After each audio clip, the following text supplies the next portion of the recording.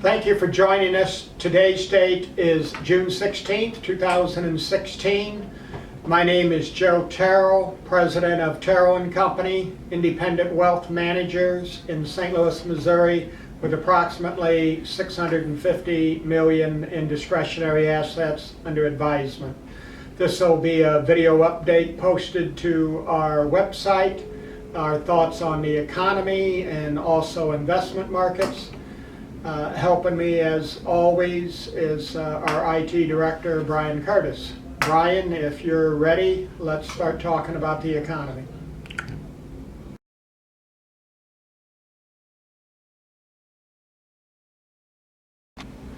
Back in the 1990s, when Alan Greenspan was still chairman of the Federal Reserve Bank, he made the famous comment about irrational exuberance, talking about how he believed people were overly optimistic and maybe misjudging stock values, etc. When it comes to the world economy and investments right now, I think the term is irrational pessimism.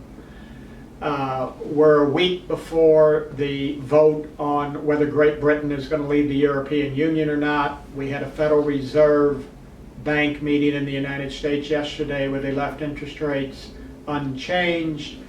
And we have the ongoing price of oil fluctuating, the US dollar, economic news coming out of China. And I really believe that right now people are way too pessimistic.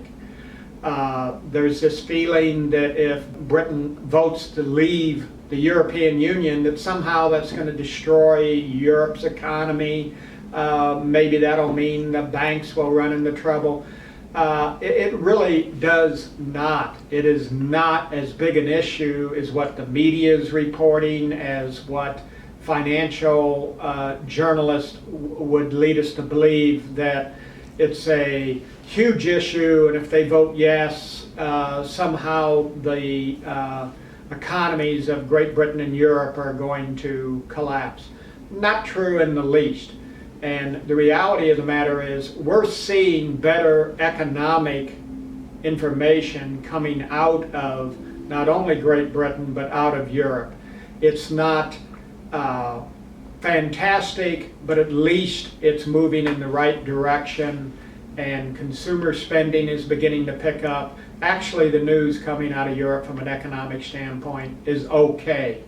When we turn to the United States, our employment report last month was weak, but that's happened before. It has much to do with how calculations are made and seasonal adjustments are made.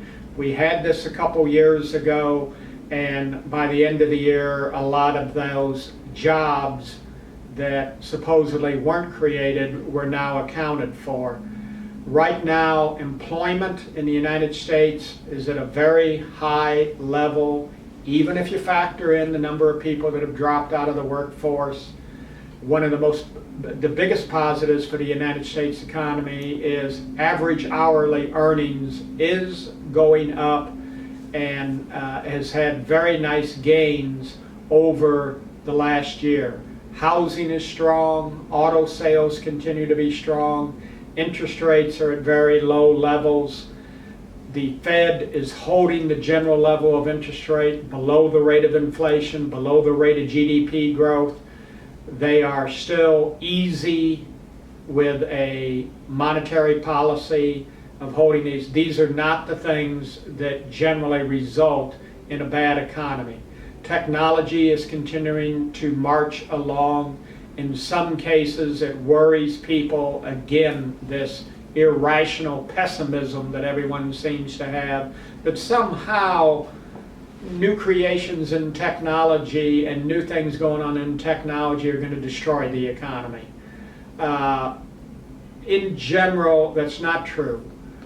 Still look for 2.5% growth rate in the economy in the United States this year. expect interest rates will move higher at least twice more this year. Expect inflation to pick up a little bit as the economy picks up.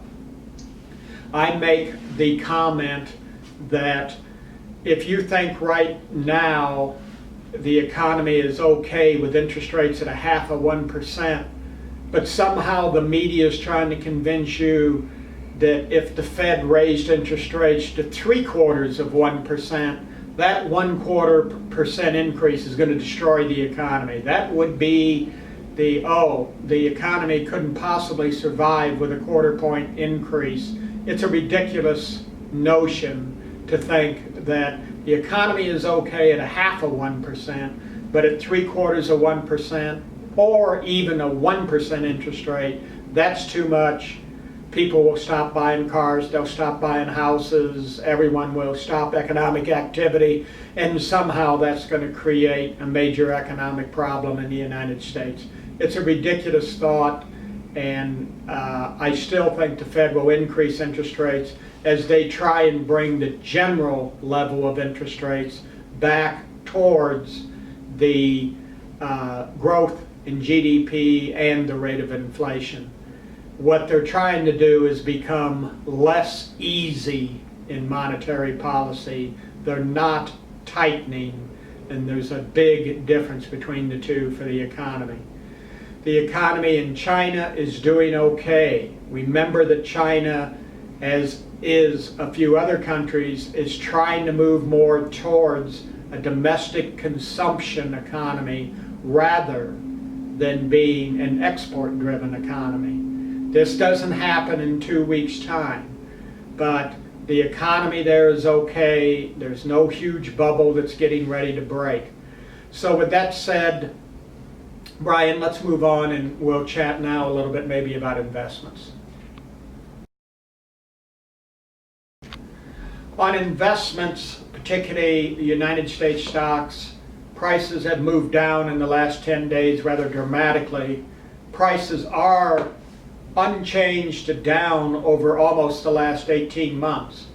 In the last 10 days, I think, again, the markets have been hit with irrational pessimism, particularly about major bank stocks, regional banks, that interest rates are not going to go up, they'll never go up, therefore these stocks that are already selling at discounts to the tangible book value of the company are going to go even lower, or somehow it's just disastrous.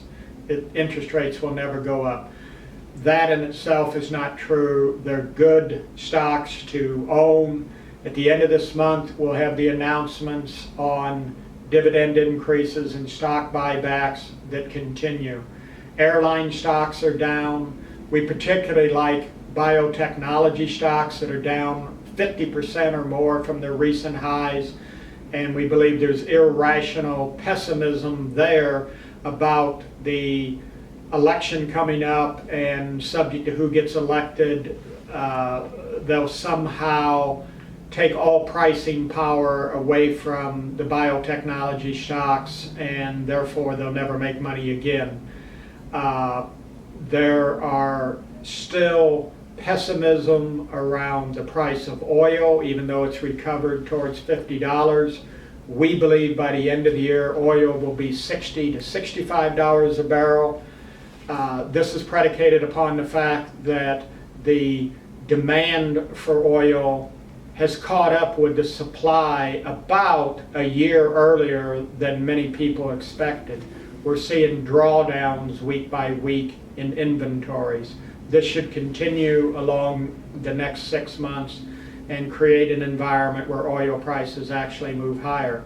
So we also think that there's somewhat of a irrational pricing going on right now in many of the income-producing master limited partnerships that own pipelines and storage terminals.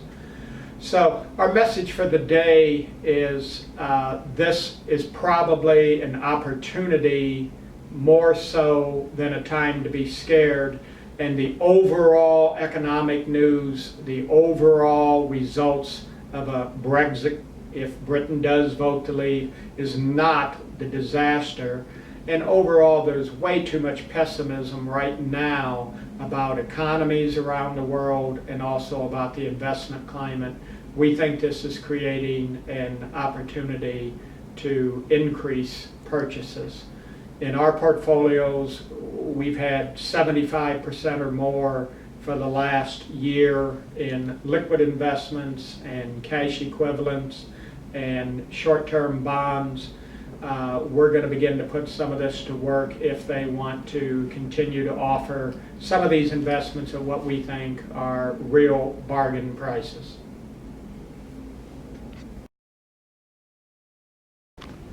Thank you for joining us today. Once again, my name is Joe Terril, president of Terril & Company, independent wealth managers headquartered in St. Louis, Missouri. And we will be back as needed by movements in the economy, markets, or within 30 days with updated thoughts on not only the economy but the investment markets. Brian, thanks for helping us today.